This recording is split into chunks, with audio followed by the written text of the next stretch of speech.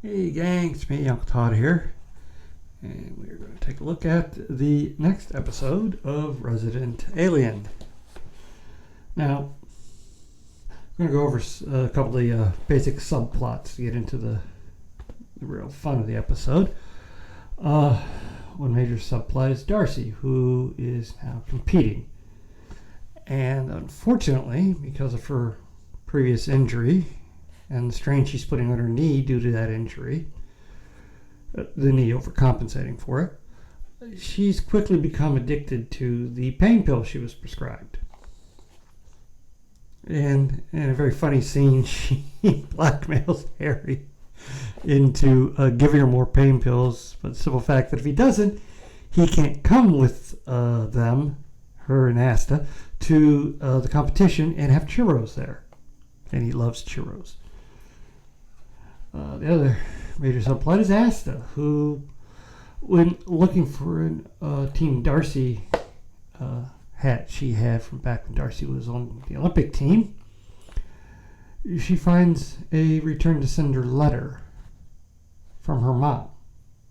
Well, her father had sent a picture of Asta to the mother, thinking she would want it, but the letter was returned unopened as return to sender. Asta decides she's going to go look for her mom, and during the competition, she and Harry go off to see if the person that lives at that address now can help them find her mother. But it turns out her mother still lives there, and after meeting with her and talking, she realizes her mother never wanted to be pregnant, never wanted a child, never wanted to know about the child. And this is kind of heartbreaking for Asta. And also the mayor and his wife are now having a back and forth battle because she's come around to not having a resort come to town, and he's determined to have that resort. So there's a lot of comical back and forth between them over that. But the main focus of the episode is that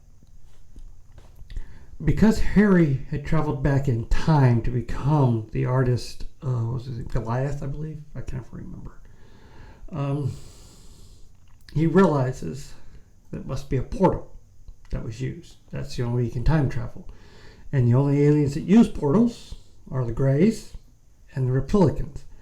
Now, that's not their actual names. I can't pronounce their actual names. I don't remember their actual names. But Greys and Reptilians, that's easy for me to remember. And he thinks it's the Reptilians because the Greys, their whole thing is just they abduct and probe, and that's it. They have real no interest in taking over the planet. So it must be the Reptilicans.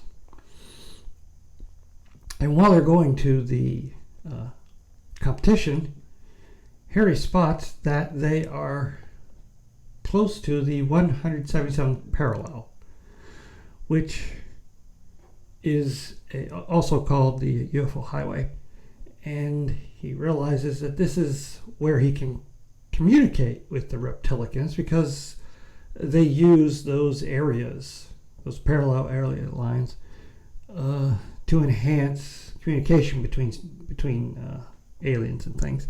So he has to go to the bathroom, so he has to stop. He goes out and runs into a field of wheat, and using his alien powers, creates a crop circle, which, as he says, are emojis to communicate with to other aliens. And his is basically calling out the Reptilians, saying the planet's his, and flipping them the middle finger.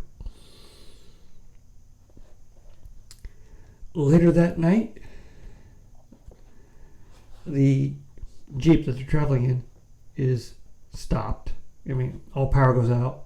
Asta and Darcy are suddenly stopped in time. And Harry meets the alien, the representative of the aliens that are going to plan to take over and destroy the world. It is a Grey.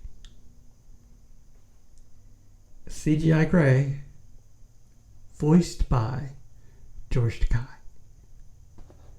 And this leads to probably my favorite part of the whole episode, where they do a 2-minute Abbott and Costello sketch over the use of the words, oh my.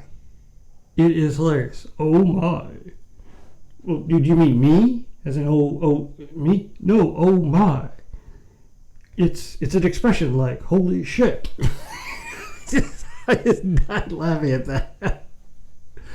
But basically, they tell Harry that they're upset. He sent a message to the Reptilicans because they don't want them to be involved in all this. They're jerks. And that if Harry doesn't stop interfering and bothering them, they'll destroy all the people he cares about. And then Harry gets back in the car and everything turns back on, and it's like no time had passed. So now he's in a bit of a dilemma. And for me, that bit with George Takei as an alien, that was for me the best part of the whole episode. If nothing else, watch it just for that. That 3 or 4 minute bit of conversation between him is like just so great. Well, that's all I have time for this episode. Please hit like, share, subscribe, and I'll see you next time.